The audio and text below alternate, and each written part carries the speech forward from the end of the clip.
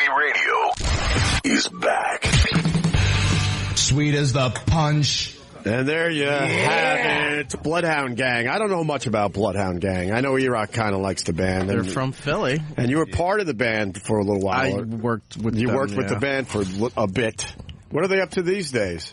I think they're retired.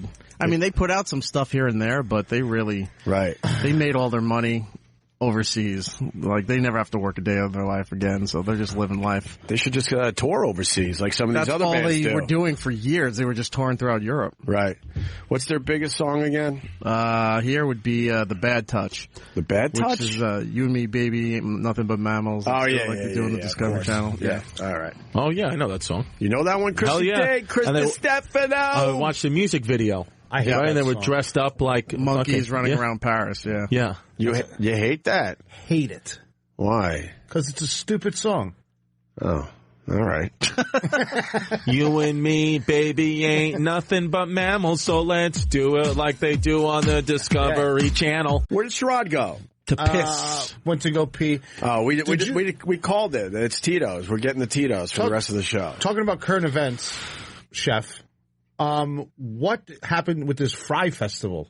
Oh boy! Chris, why don't you explain this? Jesus Christmas! I was reading about it on the New York Post. Yes, good. Today, and they were saying that it's Ja Rule's thing, right. and people were paying. Some people pay $24,000 for a ticket, and they get there. Please tell me it went wrong. Oh yeah, what do you horrible! think? Look at the pictures. They're in the Bahamas. They got picnic tables set up like it's my Aunt Eileen's barbecue. No, the headline. Who was it? Blink-182 canceled because they were like, "There's no way we can fall into these conditions." They were giving people cheese sandwiches. They were giving look, that's how it was set up. That's the VIP kitchen right there. It's supposed to be a luxury. The luxury kitchen. Yeah. That's the luxury kitchen. Yeah, the luxury kitchen. It looks like they're a camp. That's sad. What do you get for the $24,000? I don't know. I gotta read it. What It's getting worse though. Wait. Look, that's the food. Chef Opie, that's a fucking disaster. Beautiful, right? Beautiful. What happened? The better picture? That's their gourmet meal. No. That's their gourmet meal? Yep. What is it? It's one of those shitty salads that look sick. I know Steven Starr. That is not a Steven Starr dinner. No? I had Steven Starr in. Yeah, great guy. I've eaten at a bunch of his joints down there in Philly. Where'd you go, Budokan with the lady? We went to, no, that's the obvious one, which is fantastic. We went to the one near the Drexel. Oh, yes. Oh, God, I want to give this guy a plug because it was amazing. Is it called Pod down there? Yeah. There's Pod down there. Steven Starr? Yeah, Steven All Starr. right, yeah, I went to Pod near Drexel, and man, did they treat us well. They invented the buffalo. Amazing. They invented the buffalo egg roll, buffalo chicken egg roll. They invented that? Yeah. I did not know that. Good. My wife. Prove it. By the way, you have ADD. We're talking about the Fry Festival. Oh, yeah. The Fry Fest. Yeah, don't you want to know more? Yes. Now they're telling people don't come, right? Now it's like don't come anymore. And are they going to cancel it or people are down there already? Was it a all-weekend event? Oh, yeah. I think it was just starting up. Right. But 2 weekends it's supposed to be.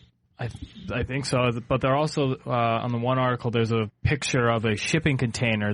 Everybody's luggage was in a shipping container, and overnight the container arrived, so they just threw everybody's luggage out, and it was a free for all to find your own luggage. Oh my God! There's a picture of it somewhere. That's a bad look. I love watching snowflakes. What about hotels? There's no Fry Festival. Sleeping outdoors. It's the biggest disaster. Look, this is awful. A-listers. But apparently this guy has done this shit before. To avoid what? The Fry Festival in the Bahamas. Ja Rule's Music Fest. I guess it's all weekend or something like that, and 2 it's a weekends. Disaster already. 2 weekends. Oh. What's the video? What's that video? Is that just him performing to nobody? No, it's probably a promotional video. I can't. Yeah, he was definitely in Chicago. Oh, Ja Rule's in Chicago, and he's supposed to be at his festival. What? Oh, he wasn't even there yet? No. But if it's a couple-day festival, he ain't got to be there the first day, does he? Right. Oh, let me check. No, but they're saying that people pay $24,000 for a ticket. There's and no they're way. sitting on folding Who chairs. the fuck paid $24,000 a ticket? I don't know. That's crazy. By the way, we got the answer to the Boston Celtics basketball player, too. What is it? We're going to let Tom in Boston tell us. Tom, go ahead. Boys, what's happening? Hey, man. Chilling. So the answer is it was actually Wellesley, Massachusetts, which if you look up white privilege in the dictionary, it's got a picture of the fucking town hall right on it. I want to move there. You sound like the guy who arrested him. And a little known fact, when the Opster was living in the Boston area, he lived in Wellesley. White privilege! Not in my backyard. That's before you knew you was 1%, less than 1% Self-Saharan African. Well, first of all, they paid us like shit up there, me and Anthony. So it wasn't. I didn't have a nice place. I found a shitty place in one of the nicest neighborhoods up there, and it was across from Wellesley High School. If you really need to know. Okay. If you look at the 50-yard line of the football field and make a line to that house, that was where I was at. Really? For 3 years up there in Boston. Yes. Did you ever have any run-ins with the police? Hell no. Of course not. Oh, well, yeah, of course we did. Well, you probably deserved it. No, they showed us to the border when we did the mayor's prank. They took you to the border? More or less.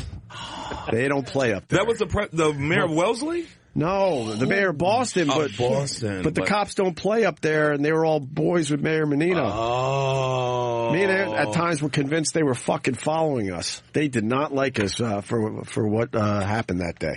What do you got on the rest of it, Tom? Holy shit. Wait, hold on. We'll go back to that. Don't worry. Go ahead, Tom. So the player was D. Brown. It was He was a rookie. D. Brown.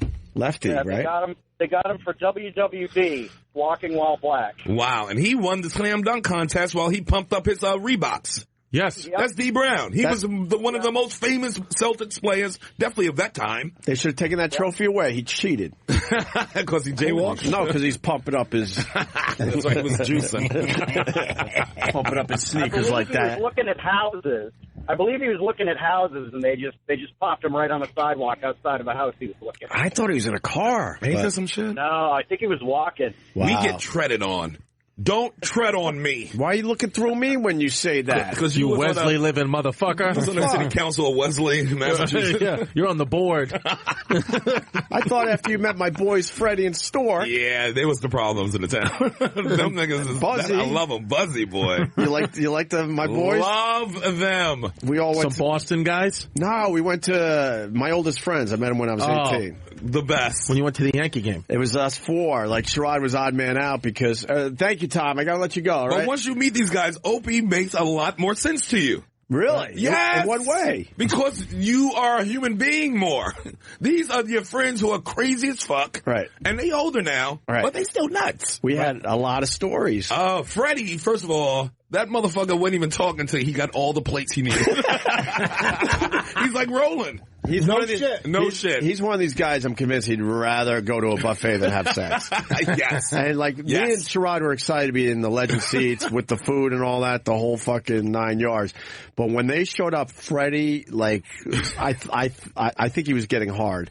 And then he started like just mapping out the room. Yes, he did it the right way. He do 2 circles around. He wasn't fucking around. He knew how to do it. Me and Sherrod, as soon as we saw something good, we were fucked. Not Freddie. He understands. You take your time. Yes. He looped around twice and then mapped it out. Like, I'm going to go there with my first plate. Just like an eagle looking at his prey. Yes, Right. sword up. You take a look and then you hit. Right. He was on a mission. The motherfucker had ice cream after. The ice cream machine at the end caught Opie too. He was trying to get away without any treats because it's like, I can't eat no treats now. I ate all his food. Sherrod was double. I've never seen you laugh hard because they have this room which it's pretty much all desserts. And I was able to get to the door, and then there's a cooler with ice cream sandwiches. And I'm like, I gotta. He almost made a narrow escape out of the treat room. They're dirty at Yankee Stadium. Oh, they're dirty. Dirty because, I mean, 5 more feet, I would have been out. And it was all the ice cream sandwiches he could eat. Oh, shit. And he just was like, oh. You got hit with a chipwich. A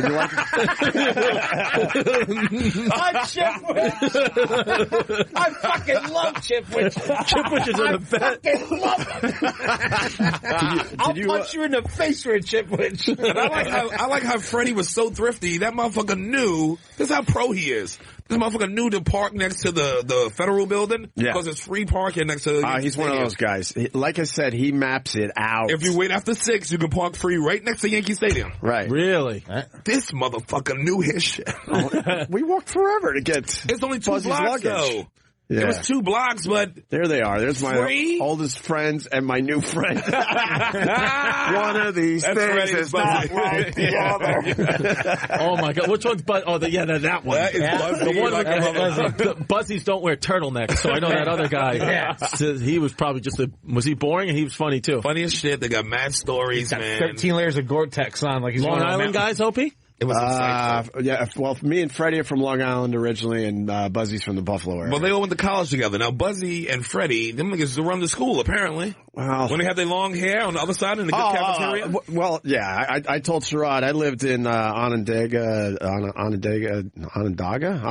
dorm, and on the other side of the campus, my side was boring when I was 18, and I knew a guy, early friend, and he invited me over to the other side of campus. Right. We go into the mess hall, to get some food, and here's these motherfuckers wild as shit, huge white afros. Just giggling like stoners. I thought Freddie was a stoner, but he wasn't. No. And it was almost like, the Wizard of Oz when it goes from color, from black and white to color. Yes. That's the day it happened for me. And I'm like, I think college is going to be just fine. Why was that cafeteria so much better than the other one? Was that freshman cafeteria? It just seemed that side of the campus, was cooler. Right. My side was a big dud because it was way out of nowhere. It was across the tundra. It was always just freezing cold to get back to your dorm. You had to walk. We called it the tundra, and the wind would just whip up and destroy you before you could even get back to your dorms. And then where they lived was in the middle of campus, more or less. So and there was a lot more action. Y'all lived together for a while. Me and Buzzy lived in, 12 to 15 places together. Whoa. Roomed off and on for like 10 years. Tell the story when you see you. I swear to God, I'm sitting there. My gay alarm's going off. I'm not going to say anything. I'm just happy he's drinking iced teas. Nah. Tell the story when you knew you had to get out the house that you're in when all your friends came over. And y'all hung out one night and then y'all went to bed. I think I told the story on the air, but I ran the radio. So fucking. I ran the radio station at the college, and Buzzy was a TV guy, and then we both moved to Rochester, and we were rooming up there as well. And I had a job offer to go to Buffalo to do overnights, finally do my own show. I was doing everything at CMF, but I didn't have my own show. But I was on the fence because all my friends were in Rochester, some of my fraternity boys, girls, I liked all that shit. Give the fraternity a shout out, too. Right. What's the fraternity? Phi Sigma Epsilon, but we've been in trouble over the years. Anyway. He's the most famous person from there. They hawk this motherfucker. Really? Oh, he got that big Opie money. They need him to come and make some repairs on a frat house. As soon as they realized I was doing well for myself. They need a donation. They wanted donations. I'm like, but you fucking hated my guts when I was in college, and now you're going to make believe we're boys? Right. Just because I got some money? Money does that. What the fuck? We need a new kitchen, Ope. The old Opester. But anyway, so me and Buzzy were responsible. We were always trying to find places to live, and then we had our friends would come over and just run it like it was still a fraternity house. But we're only like 23, 24. But Opie had a job. You was doing the radio thing, and Buzzy was I doing was working with television. Brother Weeze and CMF in general. So I had a job, but and Buzzy had a job he had to get up for. So it was Sunday, and we're all hanging out, drinking beers, watching football, whatever. Some of the guys come over and they start doing lines, and they're smoking pot. And then me and Buzzy went to bed in separate rooms, Carl. But we both knew, all right, it's time to go to bed. They had responsibility. I got to get up. Yeah. So fast forward, I think it was around 6 in the morning. We come downstairs. Separately, Carl, and our friends are freebasing on a Monday morning. All the heterosexual guys. Monday morning, they're freebasing. All the breeders. Those breeders, let me tell you, they're fucking a wild bunch. That's when you know you're going to bounce on your crew. When you got to go to work and they downstairs freebasing. So I was on the fence whether or not I should go. And that was a sign to me, like, what are you doing, man? Right. I never freebase, and that's the God's honest truth. Not a bad thing not to do. But, you're good. Yeah. But, What's freebasing again? You're smoking the coke. Smoking coke. Smoking like smoking coke. crack. It's crack. White crack. So So I made the call that day. I'm like, you know what? I'll take this fucking job. I got to get the fuck out of here. It just seemed like that was a sign, and the crossroads were right in front of me. Do you hang out in Rochester because it's comfortable and your friends are here and this and that, or do you move on and try to make, something with the radio thing? You took the last helicopter out. Oh God! Yeah. My God! How long before the cops came to that house like the Untouchables? We were good with the freebasing going on. Because if you college in a college town, cops pretty much leave you alone. No, this wasn't a college town. This was Rochester. Was Rochester. Oh. No, and it wasn't. To be fair, that was not a regular thing. Oh, okay. Right. No, oh God, no. These guys would come over because they knew they had a place to hang and party a little bit. How many of those freebasing dudes who was left downstairs dead now? Any of them? Well, I mean, we've lost a couple over the years, but I lost so many friends to drugs, and I used to tell them, I said, listen, drugs are great, man. You got to pace yourself. It's just like anything else, right? And then we lived in the ghetto. Sherrod got an earful as we were sitting there just telling all our stories. Oh, it was great. We had a race war in the house we were staying in the ghetto. They had a race battle on their front lawn. It happened. These fuckers trying to throw a fucking white college party in the middle of the hood. Yeah. And thinking everything could go great. Like the neighbors won't say, hey, it's new white people to beat up. Carl, you got to understand, we're 23 years old. Yeah. We have no fucking money whatsoever. And one of our friends who's working for the city goes, guys, I got a house for you. Because this is great. They didn't want the house left alone or empty because it would turn into a crack den. That's the type of neighborhood we're talking about. Right. It was a house for kids that needed help and all that. Wait a second. Wait a minute. So you're telling me that they told you, watch this house so it doesn't turn into a crack den, and then you show up with a bunch of freebasers? No, they there's another house. Oh, my God, there's another house. You're who they were talking about, bro.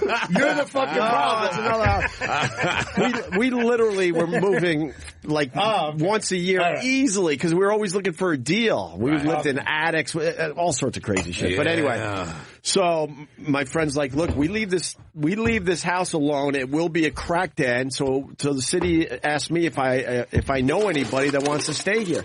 So about 5 or 6 of us moved into this giant house where we both had. Everybody had 2 rooms.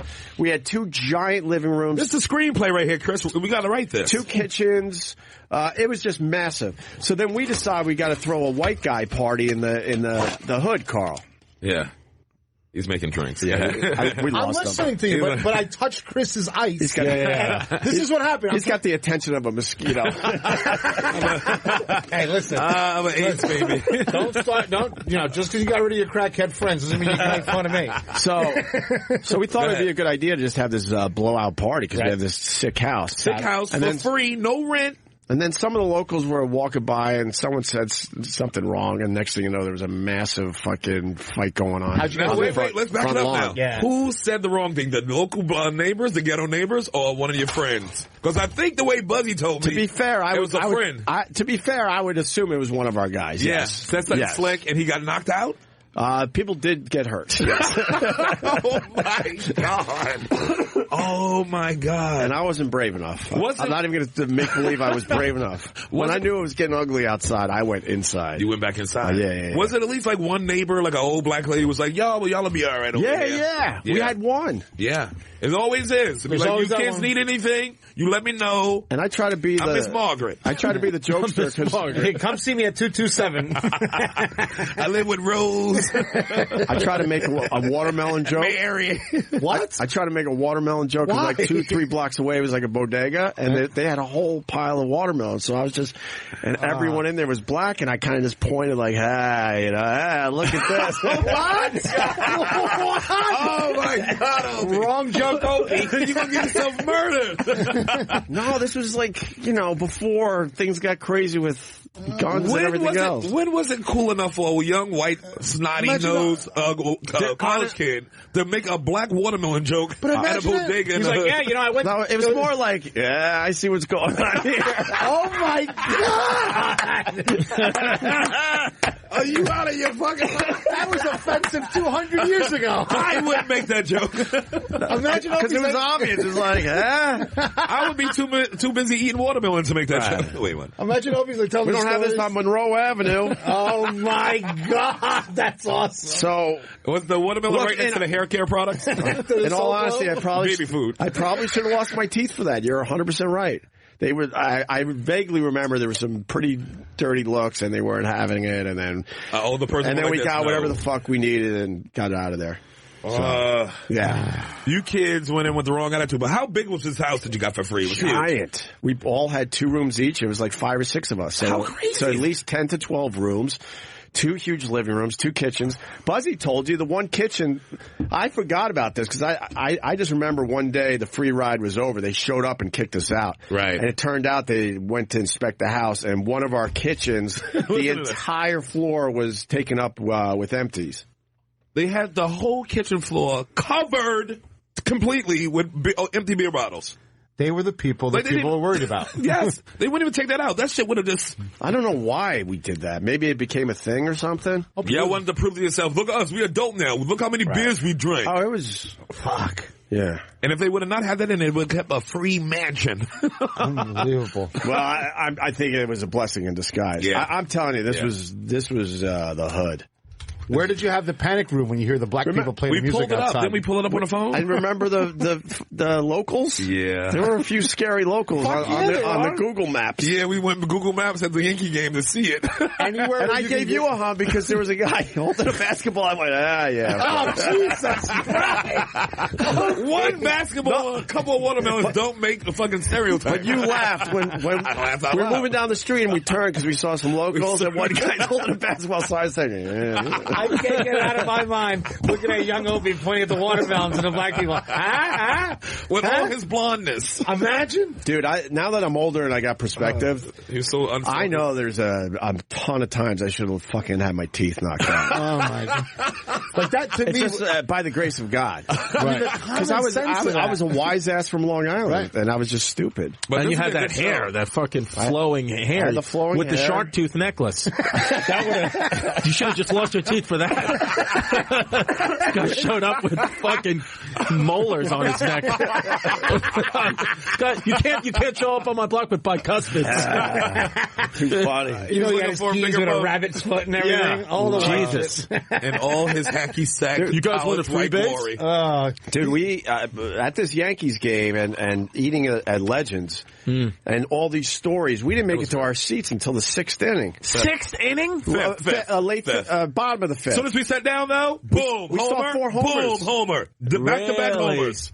So you stayed in where the buffet is for 5, 6 You have no idea. Have you done this yet? Yes. Oh, okay. We were right by the window. You know the window right there. So you was watching the game through it anyway, right? But we can always see the Phil. But we got down there. No, we were too busy making Sherrod laugh with these crazy old stories. These stories are amazing. And you were eating nonstop. You ate for hours. Yeah. Yeah. Do you know that me and Roland have gone to a couple of games just to eat? I believe that. Freddie would do the same thing better with at you. Citi Field. We watch the game from Legends. We don't even go to the seats. When we said we was going to the seats, his boy Freddie went like this. Oh, man. Fuck, we going to see that for? Come on, I got the whole place mapped out. That motherfucker had individual plates of goodness. He knows how to layer his food. He knows what's in his stomach right now, and he thinks about it, and then he gets up and gets the next food. He's like my cousin Toe. He chews slow, so he's deliberate. All his shit is so deliberate. He enjoys every morsel. Yeah, he does. What? They loved Sherrod, too. I loved them. We had a ball, man. Yeah, it was fun. That was a good time. I'm trying to remember some of the other shit. That's awesome, man. You know how it is when you get with your oldest, I should say, friends. Yeah. The stories we told you, we've told each other a million fucking times. It's fucking great. It's almost like we just go through the whole thing. I'm already writing a sitcom. I'm writing a fucking treatment for it now. 2-page treatment. Right. Just the first gentrifiers.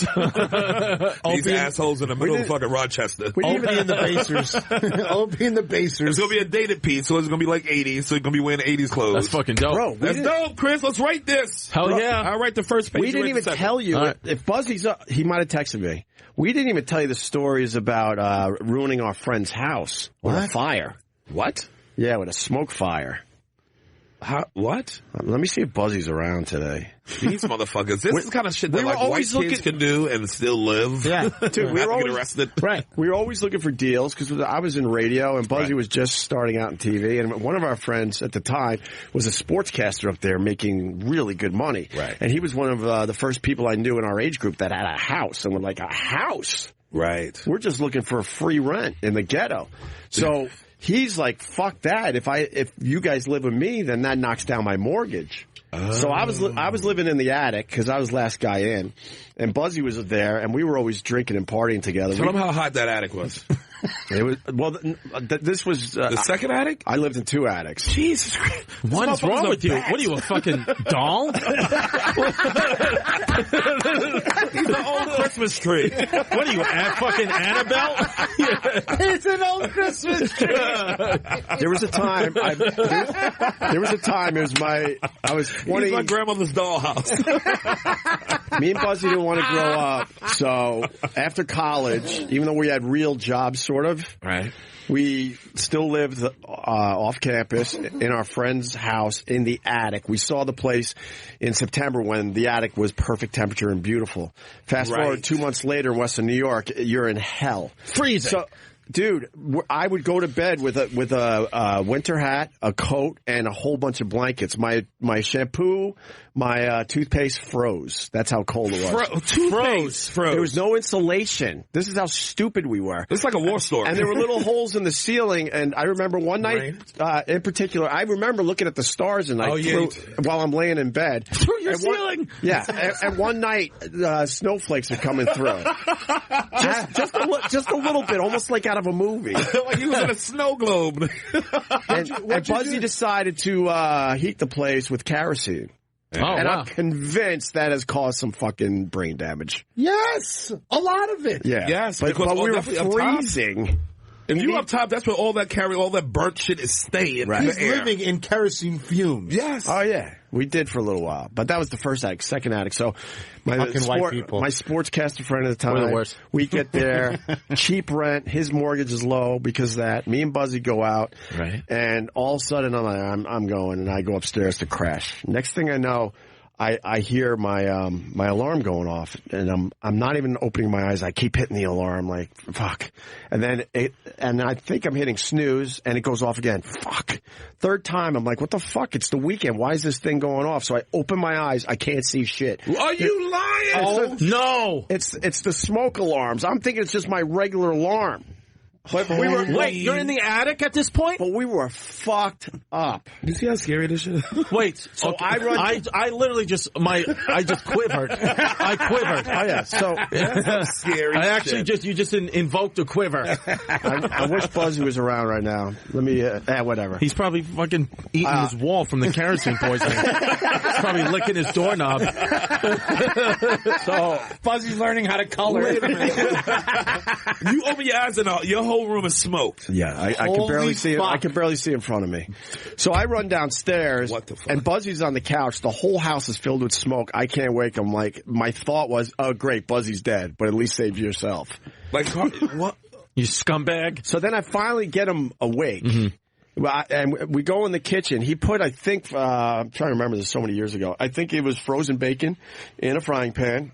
To thaw, and then he laid on the couch to wait because he was hungry. Asleep. So it was never officially a fire. It was just a massive black hole in the ceiling where the heat and smoke were going up, filled up the whole fucking house. Now, we knew our pal was not going to have any of this shit. So Buzzy's like, we got to get the smoke out of the house before he comes home, because for some reason he wasn't home yet. Right. There was no damage right now, just smoke. Well, the hole in the ceiling. No damage. There was a dark burnt black hole. Right. So from the pan, it heated up and went and burnt. So the we top opened this is the middle of winter, fresh snow outside the house. This is how bad the smoke fire was. We opened up every window and every door. Immediately, the smoke goes sweeping across, the outside of the house, and all the fresh snow around the house was now gray. Wow. That's how much smoke was coming out of the fucking house. So then what happened? What'd you do? Long story short, our pal came home and he was not happy. And Buzzy had to dry clean everything and have the whole house pretty much from head to toe cleaned out. What about the hole? Huh? What about the hole? I didn't say it was a hole. It was a dark black. Oh, okay. I'm sorry. I thought there was possibly that was just a paint job. I'm trying to remember, but you smoked the house. Like it was a brisket. And I had smoke inhalation. You would have been dead. If you wouldn't have... It was bad, dude. That's a death situation. But it was no That's probably why you have pneumonia right now. It all came It's back. finally coming out. Spin up kerosene and bacon. Yeah. We didn't tell you that story. Holy shit. That's a wild... Literally, when you said black smoke, I was like, whew. And I mean, Buzzy tells these stories better, but then he had a really shitty... he remembers everything, by the way. Yeah. He remembers every fucking detail. He had a really shitty Jeep. And it was in the driveway right next to the really nice car that our pal had because, like I said, he was doing well. And Buzzy's spray painting his Jeep. I like out of a movie, like a gust of wind pops up. And he watches the spray paint cloud. Worst friends ever. Just kind of, you better get Mako. Just kind of drift over to his brand new car, and there were yellow spots all over it. And that obviously that was a problem too. Wait a minute, why was he spray painting his own car yellow? What an It was idiot. a shitty Jeep. I think it was yellow. That's something a guy named Buzzy would do. Buzzy's hilarious, man. I know Buzzy. So then also, this is all from his house. We whatever. There's so many stories with his house. Oh my God. But then the last one, wrestling was really huge back then. So This is how every white death starts. Yeah. So in the living room, we would beat the shit out of each other with wrestling moves, right?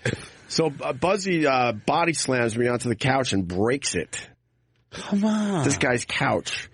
I don't know if he knows this. God, I hope he's not listening. Now I hope he is listening. Me too. I'm doing better than you. Fuck you. Give him a new couch, you bastard. So, Yeah, I got the legend seats. So Buzzy, no, we were scared of him. We weren't able to just tell him, hey, he was man. older than you guys too, right? Nah, he's about the same age. Maybe he had a year on us. And so Buzzy's like, I got an idea. So he props the couch up perfectly. Right.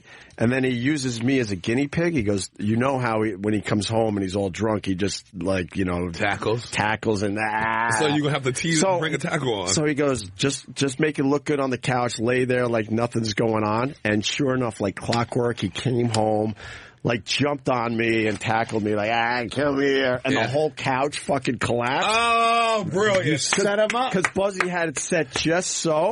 Because I remember even laying on the couch, he's like, all right, be careful. And I was able to get on the couch without breaking what he set up. And then this guy, he sees he broke his own couch and went, fuck, all pissed off, and then just staggers off to bed because he was drunk. And y'all went like this. No, then as soon as the guy's door closed, Buzzy jumps up from his spot, takes all the bricks and everything that he had set up and under it, and put it outside so it looked like he did it. The motherfucker, Buzzy's a genius. He's really genius. smart. Buzzy's a genius. He's an evil. He's I don't think he's a genius at all. I think Buzzy's an asshole. He's an asshole, but he knows how to make it work. Buzzy gets no meringue. He knows how to cover shit up. Opie, I would stay away from Buzzy. That I don't think he's a positive influence. He should work for the Russians. Carl, Buzzy was running a fucking, an NBC affiliate at 25? How old was he? He was one of the youngest program directors in TV. This is when they were living with him. That's awesome. So he had a job. Opie had his radio, and the rest of the boys. Yeah. Listen, I went through this in my own life. Right. Well, then me and Buzzy also, he was bootlegging concerts like a motherfucker. This motherfucker was rerun on What's Happening, fucking, which doobie you be. Yeah. Filming this shit. That's how.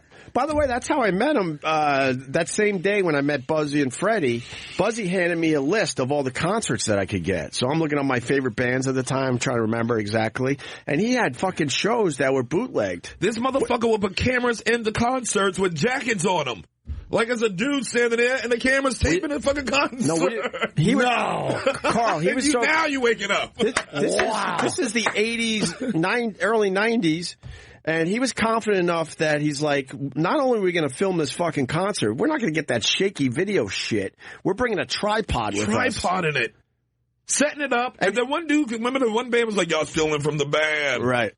And then they almost had a beef over one time. But Buzzy had it figured out. So ahead of time, when the bands were coming to our city, he would look at the seating chart for the arena. He would buy a ticket in the middle of a section in the middle of a row. So there's nobody walking up and down the aisles anywhere near us. And then when people found out that you were bootlegging the concert around you, they were in. They were like, holy fuck, I got your back. And everyone got excited. And then I'm trying to remember what I used to fucking... I had to bring the tripod in. And then, the how'd you get it in? The people go, why are you bringing a tripod to the concert? And then I would show them my binoculars. And it worked for some reason. Buzzy figured this shit out. Wow. They're like, they'll let you go. You like a good scam, nigga. Buzzy's all right with me. I'm telling you. But Buzzy got into the concert because he had to get all the cameras in. Right. So another one of our friends wheeled him in a wheelchair that was hollowed out. They hollowed out a wheelchair with a camera, with the cameras. And an athletic bag. Someone else brought the athletic bag. So then we all met in the bathroom. Brilliant. White trash seals. Yeah. We all met in the bathroom. I didn't meet in the bathroom because I had the tripod. So I went to my seat. He would go in the bathroom, switch out the wheelchair, get all the equipment into the athletic bag, and walk through the concert. Because now you're through security, they're not thinking anything of it. They're just assuming, This motherfucker put a jacket on the camera. And then we would like this. That's a skinny dude. Then we White trash Danny Ocean. We would set up the camera. Then we put a coat around the tripod. We put a hat on the camera, and he would film the whole fucking thing.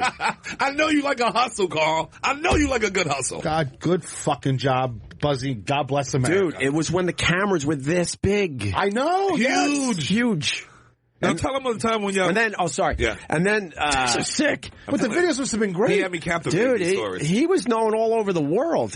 Mail order. This was before the internet, but everyone knew who he was. So then... Sorry about what I said before, Buzzy. So when he... You're a legend. When he would get... I think the tapes back then were only like an hour or something. Yeah. And he ran 90 minutes. He ran the TV affiliate, so he had the camera shit. Right. He had all the good shit. Oh, no, he had the good stuff. He had the good shit. So when 90 minutes was done, he had a runner.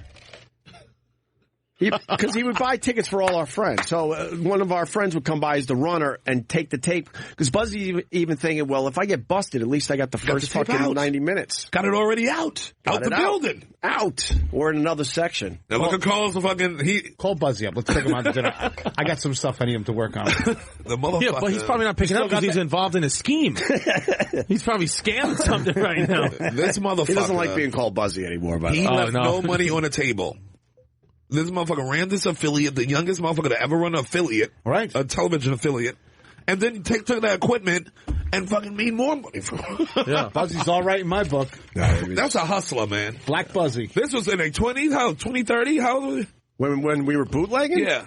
Oh, God, no. Like 23, 24? That's hustle. That's what I buy. See how Opie just jumped in on that? When we were bootlegging? I was part of it. Tell them. Oh, no, Buzzy was way more in, but I was... You got to tell this part. You got to tell when the dude turned around and was like, you're stealing from the band, man. Right, and then Buzzy got scared. We hightailed it out of there and set up... We set up on the other side of the arena. He wasn't willing to give up.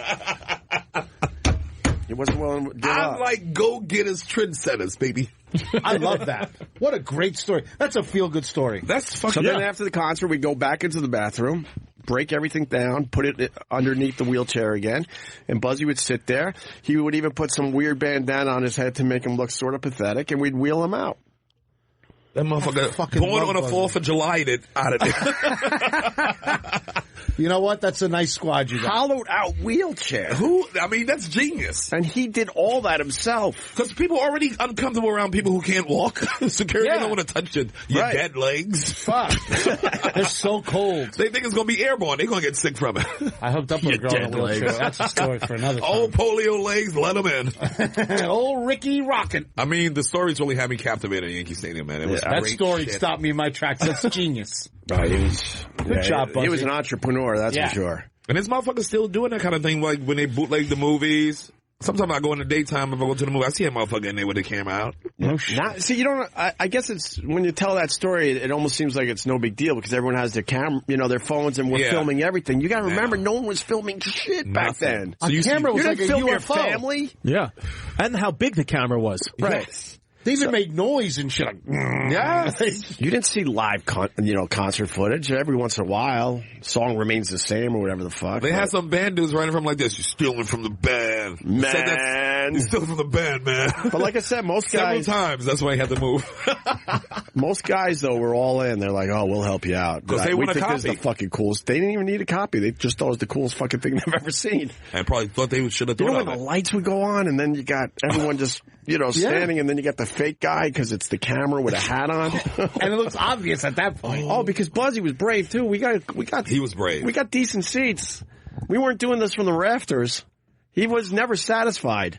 Because the Zoom back then wasn't what it is now. No, because then any little shake is really going to be pronounced when you're zooming in that much. I wonder if he he knew still, all this shit. He still has some copies of this? I want to see some copies. Got every fucking I want to see some tape. copies. He's got every fucking tape. Make a YouTube channel of that. Oh my God! like a Yeah, the motherfucker. Buzzy files. I bet White you, trash, Danny Ocean. I bet you if you look now, the quality isn't that great and all that because Yeah, but back it's not then- even about that. But back then, when you could watch Peter Gabriel live in your living room, Yeah, who and you wasn't in? And you couldn't see him online or you can't Not, Google. nowhere. But we had 4 channels or whatever the fuck it was back then. One was a great space coaster all fucking day, and then the news and some other bullshit. Heart to heart. We got to take a look at one of those tapes. I want to see it so bad. I told Buzzy at the game, too, I want to see one of these fucking concerts. I want to see that. I'm interested. Because he was really into how he shot it. He was really particular about how he was shot. Awesome. I was like, motherfucker, you stealing this. You do know that. Oh, God, yeah. But he knew the shots. You know that, and that's some people will just survive no matter what. There'll always be somebody that knows how to hustle their way through it. Yes. No matter what. No matter what environment. Can I have the Tito's for a sec? This motherfucker got a big, nice house in Atlanta now. Just built a big pool in the back with jacuzzi. Can I have the Tito's for Yeah, we going down there to ruin his life. We gonna all go down there. Drinking a little Tito's? Yay! No, this is for, I just got a text. Pour out a little Tito's for me. Who's that? Buzzy? Buzz? Doug Benson. Oh, Dougie! Dougie! Benson, I just poured you some Tito's. Dougie! Douglas! Let's get the bottle back on. I didn't pour too much. I know you guys are enjoying. I'll drink Doug's portion. Last time Doug was here, it got a little out of hand with I the love Tito's. it. I love when Doug drinks. Little out Dougie of boy. hand. He started doing fucking hits up here. We were on Facebook Live. Next thing you know, he's just lighting up. I'm like, dude, this isn't your Comedy Central show. I'm going to get in trouble. They weed court. Yeah, he can do what he wants. He's a judge. High court. High court. High court. That's a funny show. That's a funny show. I watched all of them. They're great. Absolutely, a very good show. I really love the one with the white couch. Yes. I just love that episode. Yes. All right, we should get some plugs that I babbled enough. We'll talk about some other things. I wasn't babbling. That's great shit. Listen, But anyway, those guys love you. And, I love and them. Sherrod's like, we're all boys now. Boys down, nigga. We like pals. That's going to be on a You know what to do, tombstone. Sherrod. Like, You know what to do. Get the tapes. I got to get those tapes. I'll still sell those tapes. Peter Gabriel name. Like I said, I bet you there's the quality and all that. But that's very, very it's a different. moment in time, like remembering It'll them. still make money. As soon as Peter Gabriel dies, it's going to make more money. Right. Yeah. And I'm going to see to it. Thank you. I'm going to Good see job. to that he... Now we got Black Danny Ocean on. I mean, I look back thinking it was perfect footage. Yeah. I bet you if you watch today, it's shaky as fuck with someone just screaming, woo! The whole time. But you got to understand, Opie. You got to understand, like kids today don't understand how starved we were for media. There was nothing. Nothing. No. We couldn't pick our shit like It these was all kids can. bootleg. You remember going to a video store and renting that fucked up movie that after like the 10th time it looked like shit? Even like shit like, I remember Indian Girl by Slick Rick. Remember that song? Yes. And we couldn't get it, didn't play anywhere because it was a dirty song. But somehow we all got it in junior high school. Yeah. And no internet. No. None of that. You had to have a tape and then tape somebody else's tape. And What about with the Jerky Boys? Remember that was just a cassette tape. They wouldn't play that shit on the radio. It's just somebody had to have the tape. You had like a 10th generation. Yes. Yeah. Or same thing with pornos. Like my friend had the Spanish porn. It was called. It was a blue tape. Right. And it was just passed around. You couldn't. Yeah. Somebody had to have a tape. Yeah. Well, it stopped getting passed around where I was because I would just keep them all. Keep it. Yeah. My mother found. It stopped with me because my mother found it. What? My mother found the Spanish porn, and I came home from school one day, and it was broken up into like 25 pieces, and with a note, a post-it said, "Get this filth out of my house, Christopher." And I was like, devastating. I was like, yo, my mom broke the porn, and they're like, she's a bitch. I was like, yeah, I know. I was like, you're right. I would have jerked off to the note. Stay out of my room, Mom. I caught my brother jerking off to the service merchandise catalog when he was a little kid. I caught that motherfucker. The service, what? They had a whole whole bra section. Oh, yeah. I used to beat off to that, too. Yeah, we all understand I used to jerk off. My favorite thing was, I think I've said this before, Jamie Lee Curtis in True Lies. That's what I would jerk off to constantly. In the tub? Dancing around on the pole. On the pole. I know what you like when she fell off that pole. I would constantly jerk off to that. You feel like exploded when she fell off the pole. Yeah. I exploded when they did a close-up of Schwarzenegger's pecs.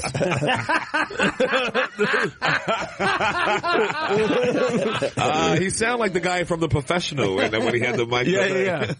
Yeah, do it very slowly. Jamie Lee Curtis had a hot body. Man. Oh, yeah, she was all right. Traded places. That hair was ridiculous. You don't like her hair? Not in that. Her hair looked good. Was ridiculous. She had the same haircut as you did in the early 90s. That's probably why I don't like it. I like it. We're going to take a break, goddammit. We don't have to do anything. Her tits and Traded Places were great. Yeah. Oh, yeah. That was the... You got some nice titties. That was the ultimate. Yeah. Do you guys remember the breast cream ads?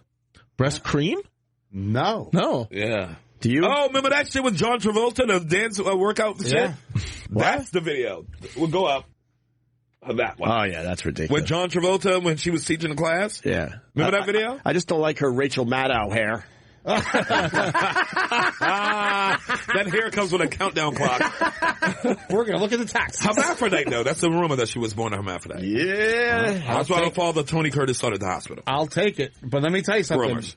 To be hot back then was hard, man. There wasn't no plastic surgery or bullshit. You had to be hot. You're hot or not. That's a real hot. She was like boy body with big tits, and that's what white boys like back then. Yes. Deal with yourselves. I'm fine with it. Can we look at Kim Kardashian's ass after the break? Yes. You see the picture the DJ Who Kid posted? No. It was great. And you saw it. Yes. I want to see it. It's horrendous. It's horrendous. I'm appalled. He rocks in on this. They're horrendous, right? They're horrible. Yeah. It's real pictures. I didn't like it when it was good. Yeah. I wasn't into her. Now it's atrocious. Yeah, I want to see what you say. Because she put out some pictures that people say she looks better now than ever, but I want to see the real Sherrod, it's literally me. If you took a picture of me naked on the beach and said Kim Kardashian, same fucking thing. I was still hit. No. I want to see these Photoshops come in now. You cooking the go hit.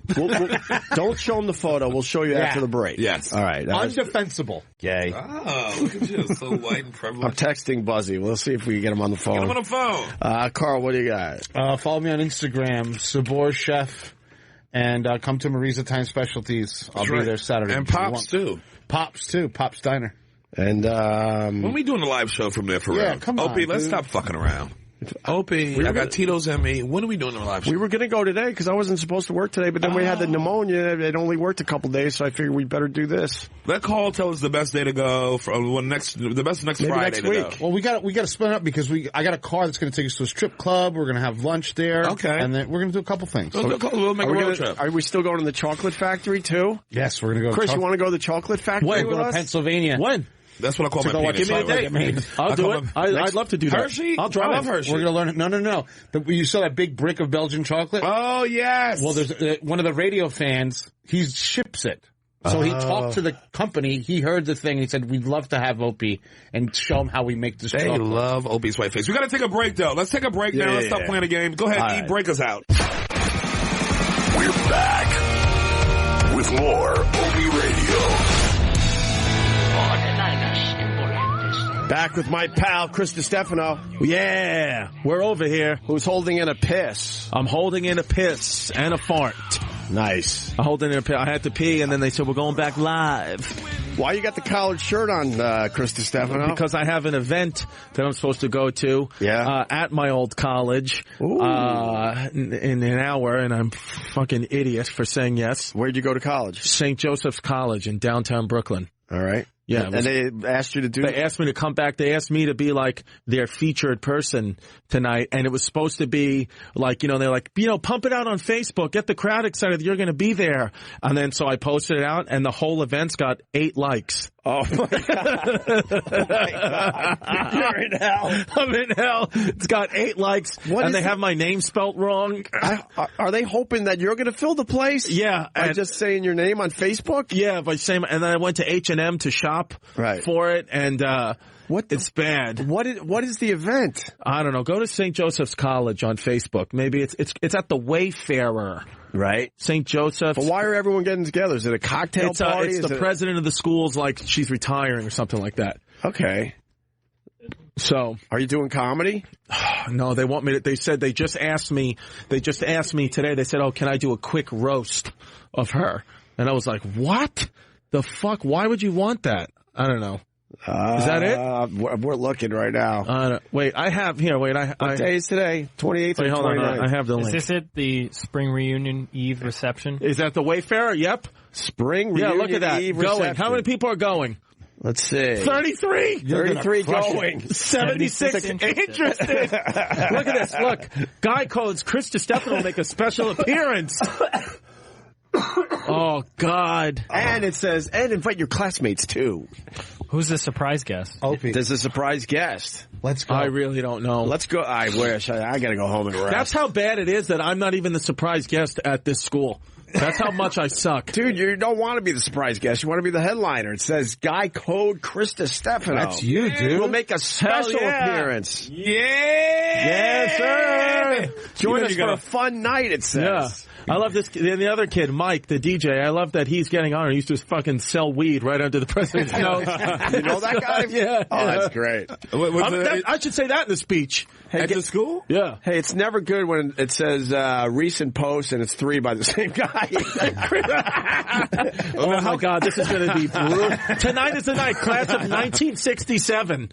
What? What? Oh, God. Wait a minute. First of all, wait. He is freaking the fuck out. He has to do a little meet and greet, basically, at his old school. At my old school. That's amazing. I did that already. I did that at Bishop Auckland and Morgan State University. I give speeches every year. I go donate money. Did it went well at Bishop Auckland? Yeah, it went well. That's where Rudy Giuliani went to Bishop Auckland. Giuliani, Mark Jackson, Foxy Brown, Dougie Doug, and yours truly. I spoke at my culinary school, and I was briefly told I was never going to be invited back. Really? What did you do wrong? He came in coked up. That has nothing to do with it. Came in freebasing.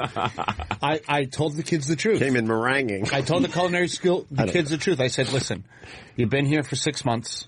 You learn nothing. And you're sitting in an air-conditioned kitchen with a bunch of teachers. This has nothing to do with what's about to happen to you. Thank you. I said, get ready, because there's a Mexican that's making $11 a day that's 3 times as good as you. Wake up, people. Why do they even have them cooking? And that was the end of my speaking career. Why the fuck do they teach in those conditions? They should turn the AC. The real shit. Culinary turn school. Up the heat. I'm gonna get a lot of heat for this, Hope. Say it. It's a scam. Just like broadcasting school. Let me tell you, It's like comedy class. Culinary. It's all the same shit. Culinary that school. shit. I'll tell you, I went to culinary school, and you know what I learned in culinary school? What? That I could bang girls that go to culinary school. It's a joke. It's an apprenticeship type job. You have to be in it. You got to be in it to win. It's like it's like being a blacksmith or a radio guy. You have to be. You got to do it. You can't learn comedy in comedy class. You can learn the basics maybe, but you actually got to be doing the shit in front of crowds that don't know you. And not your friends. Greatest advice I got when I was in high school. I said I wanted to go into this. Yeah. And he turned me on to Geneseo, and they said, the reason you should go there, I'm like, I want to go to Boston University. I want to go to Syracuse. I want to go to, I think Temple was a broadcasting powerhouse back then. The guy goes, you go to Geneseo, you'll be doing as a freshman. Right. And like to Sherrod's point, that's the key. When I started in this business, there was a guy named Steve Santoro, right. And he was a teacher at CIA. Okay. And CIA is very successful chef. So I found out, listen to me, this is about being grown up poor. I found out the restaurant that he worked in. Right. And instead of me going to CIA, I went to his restaurant. Boom! And I said, Chef, could I work here for free? He goes, you fucking damn right you can, kid. Yeah. So for 2 years, I worked for free. I worked at a gas station during the day and in the summer, and then cooked at night, and then during school, I'd go to school and cook with him at night, full shifts. Oh. When my friends were starting to go to culinary school, I was already a sous chef. Did he eventually start paying you because he knew you were working hard? He didn't even know. After a year, he looked at me and goes, hey, man, you want? I go, I got no money. We're going to go somewhere. He goes, you're not getting paid yet? I never even said a peep. That's why you are my motherfucker. And he looked at me and goes, in my 35 years of cooking, I've never seen a kid not give a fuck. I said, it's the opposite. I do give a fuck. Yeah. And now I'm better than all those fucking kids. Because you learned the right, you learned the way you're supposed to learn. That's how I learned. I watched learned the comedy. hard way. I fucking sat in the back of the rooms. I watched everything from even before I was in comedy. Right. I watched everybody's shit. Me and Tone, that's how we did. We studied everything Chrissy brought home. We studied. That's like when I'm here, bro. Like, this is like being at the Harvard of radio. Like, I'm fucking sitting with Opie and you guys, like, I'm not sitting here freaking out. Like, it's fucking, imagine who would pay, people would pay to be here. Right. Yeah. And I just got Howard Stern tapes and listened to them all day. Did you? Oh, man, Opie. Did Buzzy set up like a camera just like a person at the studio? That motherfucker thinks everyone listened to him. Anyone with success had to have listened to him. Buzzy set it up. He thought it was Baba Booey, but it was just a kid with a jacket on.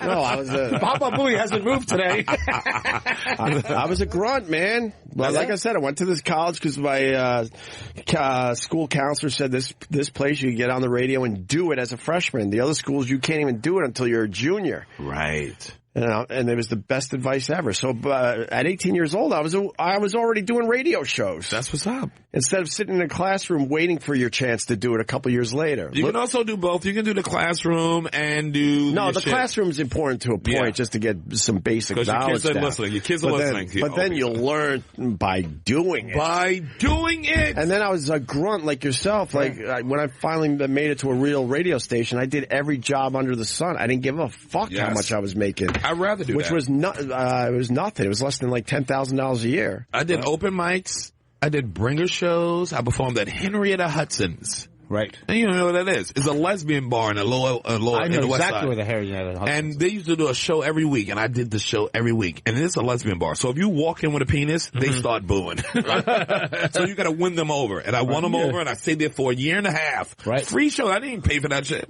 Right. I used to perform in a laundromat, nigga. Not called a laundromat, an actual laundromat on 7th Avenue. We set up a microphone, and we did jokes while niggas did their laundry. And we called it Spin Cycle. Yeah. Danny Cohen, big shout to Danny and Jody Wasserman. Yeah. Spin Cycle, nigga.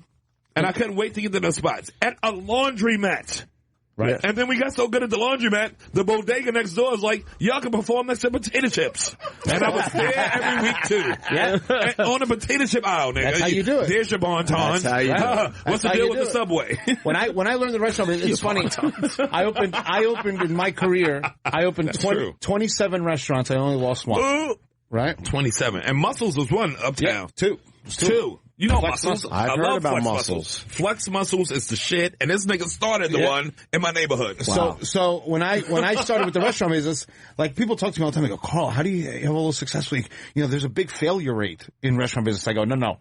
You're a big fucking failure rate. You know what I mean? Yeah. When I learn from people, it's like, for example, I look at menus now at new chefs, and every fucking item is its own exclusive item. When I grew up with chefs, they'd say, listen, I'd be like, I have a special. They said, it's got to appear 3 times on the menu in different ways. Right. That's how you make money. Right. And no one teaches that. What do you mean, like 3? I don't understand. All right, so say you have a roasted chicken, right? If you just have a roasted chicken on the menu, and that's your only chicken, you're going out of business. Right? Because what you have to do is it's called cross-utilization. Nobody teaches this shit no more. So what you do is you take the roasted chicken, you use the breast as an entree, you make a soup out of the bones. Now you got 2, and you make like an empanada or a little tart for an appetizer. Now you got 1 chicken playing 3. You get 3 chances to try to sell this to some fucking sucker, right? Instead of 1. New restaurants with these chefs with the knife and tooth, they look like they drive a unicycle to fight. They waste it. They leaving money on the table. They got 19 different proteins. They want to know why they're on their 5th fucking investor, because you're a piece of shit. You're in the restaurant charity. You're not in the restaurant business. Restaurant charity. Woo! Oh, we got to open a spot. Oh, me, you, and Carl, and Chris D. It's not going to be Italian, Chris. I worked at a place where the chef in front of all of our stations. No meatballs. No meatballs, nigga. Won't give like your mother's gravy. Chris is pretty much having a panic attack over this game. Yeah. No, I'm not having talking anymore. You're sweating. It's North Korea's firing missiles. Oh, they're testing their missiles again? Yeah. Look at this guy's hair. I'm really concerned, though. Chris, what's your favorite... 2 of your favorite restaurants in New York? And it can't be Italian. Let it be Italian. No, just don't do it. Give me one Italian and one non-Italian. How about that? Even the one that's not Italian is Italian in his mind. It is. It's Sicilian. Like it has to be a restaurant, like a sit-down restaurant? No. Anywhere you like to just eat. places to eat? Yes. Fridays? When you're done with your panic attack, where do you want to go? Rice to Riches to have rice pudding downtown. Where's that? East? Little Italy. It's literally a gay bar without alcohol. Yeah, I like that. And then I like speakeasy for Dick. It's a Dick speakeasy. I like the meatball shop. The meatball shop. Yep. The one on 6th and 23rd? I go to the one on the Lower East Side. Chris? And I also like Parm. And I also like L&B Pizzas from Monty Gardens. You know, listen to me. John's Deli. You know nothing about L&B. I grew up on L&B. I went to Lafayette for 2 years. Yeah. I just was in there yesterday. We went there every day for lunch. I saw your pictures. Nigga. They got the real squares. Yes. With the tomato sauce on top of the cheese. Yes. And then you know what the secret is there at L&B's? Yeah. The olive oil. That's what it is? That's the secret they have. They have their own shit shipped in. From Italy. Nigga. Did you sit at the outside garden? It was nice. Outside garden? Yeah.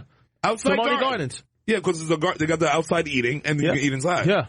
I think I was there when I was 13 years old. Rolling Roaster? I am shocked. You give me a high five right now. Yeah. You give me a high five. Yeah, I am shocked that you're being a New York guy, an Italian New York guy. You go to the meatball shop. What, it's no good? Or Parm. I'm shocked at both of those, by the way. That's like we say, like, oh, where were you? Oh, I come from a long line of race car drivers. Where do you drive? Honda XL GT. What's the best restaurant? You know what? Because he likes convenience. Chris likes convenience. Yeah. I'm also my whole life have been subtly depressed, so I just don't care. First you know of all, what I it's mean? not subtle. It's crippling. I see a dark cloud above your head right now. As I look I'm at dying slow. What restaurant should I go to? Where do you live? Bay Ridge, Brooklyn. Oh, my God. That's a good place. That's a good place for Italian. That's a good place for some... Everywhere but where That's you're near going. Lafayette, too. That's near Lafayette High School where I went. There's one of my favorite bars is there, the Salty Dog. Sure, I know the Salty Dog, yeah. They still have the fire truck? Wait, Of course, there's a salty yeah. dog near me. So Yeah. On Bay Ridge, by far, I don't know what the fuck's going on over there, has Maybe the it's a best different one. garlic knots in the history of the world. Because they make it the original way. I've never had a bad garlic knot there. Nigga, that's why I went to high school around there. I'm telling you, everything Italian is better over there. Bay Ridge is the best. Bay Ridge Original. is the real. It's so old school. You can taste people's grandmother in the restaurant. Yeah. You still got to be a little bit scared walking down 3rd Avenue. Yes, A little bit. I got chased a couple times. You're still going to be like, hey, bro. Yeah, I got chased to the F train. I lived over there, and that first tier there, they're still leaning out the window, looking and watching everybody that walks down the sidewalk. Yeah. It's that old school, but I love that part of New York. I love. I don't care if they're racist. No or not. gentrification. I love that part of. I love that kind of New York. Yes. It was black, white, whatever, Italian. A lot of Middle Eastern now. We used A lot to of Middle Eastern over there. One of the best things I ever ate was in Bay Ridge. We go to on 3rd and 81st, this old lady's apartment, this old Italian lady's apartment. So I was opening a restaurant for some big mobster, and he'd be like, "We're going to go to Grandma's house. She's making cutlet sandwiches." So you would go up 3rd floor. Always the best cutlet. So we go up to the 3rd floor. Yeah. Nobody lived in this apartment. Okay. The grandma worked for these guys. The first 2 rooms. The first room was a blackjack table, and the second room was a roulette table. This is 3 o'clock in the afternoon, Tuesday. Yeah. Right? Packed. Tracksuit City. I mean, it smelled like Drakkar Noyor from one side to another. Right? So we're sitting in there. Everybody's spotless. They got a lady with it's like a scene from My Cousin Vinny. With a cigarette on the old stoves, and she's making veal cutlets, broccoli rabe, and sharp parm with the bread from down the street. And she would make you veal cutlet sandwiches. And they were on the house if you were gambling. And we'd go there and eat. Everybody who was anybody was there. That was the real Rayos. Everybody just sitting up there. And the minute I would walk in, everyone would be nice until you walk by, and then you got the Italian hello. You know what I mean? Like, hey, Carl, how you doing, buddy? Good. How's everything? And I keep walking. who the fuck keeps bringing that Mexican here? You know what I mean? So it'd be like 9 highs and 9 insults. Hey, Carl, how you doing, man? Good. Fucking punch him. That part of Brooklyn, it's classic. That part of Brooklyn. I'm telling you, classic. It's like Spike Lee movie classic. Yeah, it's like I love that. Yeah. Because it's the best food. Right. I never had a better chicken parm than when I went to Lafayette. Yeah. And had to walk through there, go to that train, stop at one of those fucking stores, and get a fucking... The chicken is so moist. Yeah. And thick. Dude, I'll never forget. Bugs me. I was walking past this place called Panatico. It's a great, it's beautiful. And and it was the day, you know, with all the Trump shit when it came out. I'm walking to the Starbucks like a fucking millennial douchebag. And I'm walking past, and it's a couple of Italian guys, and they have the newspapers out there. Yeah. And one of the guy comes around saying hello, whatever, and then he looks down, and there's a big thing, and it says, Trump bans Muslims, and he goes, Trump bans Muslims. Finally! And then high fives around, and people are laughing, high-fiving, and it's like any other part of Brooklyn, that would be in the paper. These guys would have been arrested. And it goes, fine, and then laughing, sitting down. You know, it's so good. That's the dudes who help teach me comedy. A great story about Bay Ridge, Brooklyn. So we're hanging out with all these fucking good fellas, and they're the ones that... Big shout out to my boy Frank. They supply all the restaurants. Archie. Like all the paper supplies, you use them, right? Because if not, your shit gets broken, right? Yeah. So anyway... We go to a pizzeria. So the one guy, best food lesson I ever learned was from this old fat Italian guy. Right. We walk into the pizzeria, he goes, Lucho, you call me Lucho. Lucho, you want a slice? I go, yeah. He goes, give me a pie. I look at him, I said, it's just me and you. He goes, how much money you got?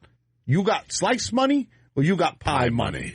I says, I can afford a pie. He goes, why the fuck would you get a slice when you, for $8 more, you can make this guy make you a perfect fucking pie? Throw the rest away. Live right, kid. And since that I want to day, hug you. You too far? I want to hug never you right bought now. a slice of pizza because you're right. In his my girlfriend's like that. In his old school Italian thinking, he was right because an oven, the size of the oven and everything, just wait and make a pie. It'll be perfect every time. That's how my girl is. I go home. It's like, why is it a whole pie and pizza? She's like, I don't do slices. Exactly. I do pies. I don't care if I eat one slice of the pie. I'm gonna do a pie. That's how she is. That's smart.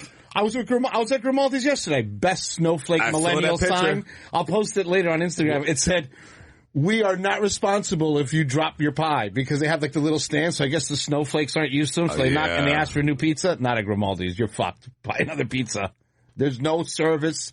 Fuck you. That pizza looks so good, though. That picture you put on Twitter, that's pizza, my friend. That shit went viral. And people are like this. I got one here. They don't look like that. Why is it better in New York? Do you think it's better in New York or better on the East Coast? Or? Pizza's great in New York. And I look at pizzas that people send me, and it literally looks like there's tears. It's just tears of things. Horrible. And by the way, fuck you, Mary.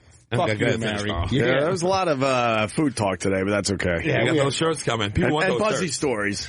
It's good. It was we need Buzzy in the building. Fuck him and his Atlanta life. I texted him. We got to fly him up. I had him in November with his family, and I made him really uncomfortable. We got to bring him in by himself. I was bringing up some stuff that maybe I shouldn't. First of all, Buzzy's his memory. I want to meet is as good as anybody I ever met in my life. Oh, it's ridiculous. This motherfucker's bringing up shit. Opie was like this. Oh, yeah. And this nigga knew details. He knew the smell of the room. I was like, Buzzy, we're new best friends, nigga. He didn't write me back, unfortunately, so maybe next week we'll get him on. He's probably too busy in his new white working life. He's good, man. He's making money. You want to see Kim Kardashian's ass? Yes. Yes. No. Yes, you All right, let's see it. Be honest about this. I know we haven't agreed on asses over the years, but let me see it. This is a fucking train wreck. Before I even see it, I'm going to still hit. It's a fucking train wreck. I'll still smash that fucking watery butt. Or is it? Well, DJ Who Kid had it on his Instagram. And he was questioning it, trying to figure out if it was all right or not. It looked like 2,000 water balloons having a fight. It was horrendous. Let me see it. She loses 100,000 followers? What? Because of the acid. You saw that headline that just came up? Is that why? Yeah. That's an incredible headline. All right, go down. Keep going down. Good buzz. First of all, big shout to DJ Who Kid. Oh, yeah. Who is not only my new family member, but we got to bring them. I'm trying to get a Waka Flocka to the Philly show, and he said he's coming. Oh, my God. I already tweeted him. He said he's coming. He said he's around. He took the picture down. He caught some heat. No, he posts a lot. Hit more. I want Who Kid and Waka at the show. He lives an June unbelievable 11th life, Who at Kid. Helium in What a Philly. life he lives. Oh my God! And Waka said Do you think he's he already bangs in. all these girls? Yes. Yes. No, either blowjobs or bangs. Always. A lot of times it's just blowjobs behind the DJ booth. Yeah, I think he might have taken it Look down. at you, old school. You think it's all about fucking. It's not. It's about humiliation. Ask him to text it to you. I got to be honest. If I don't have sex ever again in my life, I don't care. As long as I Just get Google blowjobs, DJ I'm Who good. Kid. I mean, somebody had to repost it. Well, I mean, the picture was everywhere. Why can't we find it? Well, real where's fast? the- I mean, had to they take own it the down. fucking internet. Yeah, the They do own the. Kardashians. Caitlin was here the other day. Did you see her? They got rid of it. No butt. Wait, are you playing the music supposed to be over? I guess it's No, over you're for just fucking today. around right now. Yeah, we're done. It's really done, E? We're just starting, man. That was just the intro of the show. Holy shit, Fridays go faster than the other days. And we're drunk too, which doesn't hurt. And I got a half chub. I mean, this is Look, there it is. There Is that it is. There it is. Wow. I'll still smash the You're shit out of that. crazy. I would stick my face all the way up That's into a her. fucking Carl. That's your ass. That's my ass. That's Carl's ass. I can say this. I love that loving butt. Pound it, Lou. I still think it's nice. Thank you, Louis. You think that's The only nice black still? person. I still think from the side, I still like it. Ah, I know Chris is in. I love that shit. The Opie Radio Show is now over.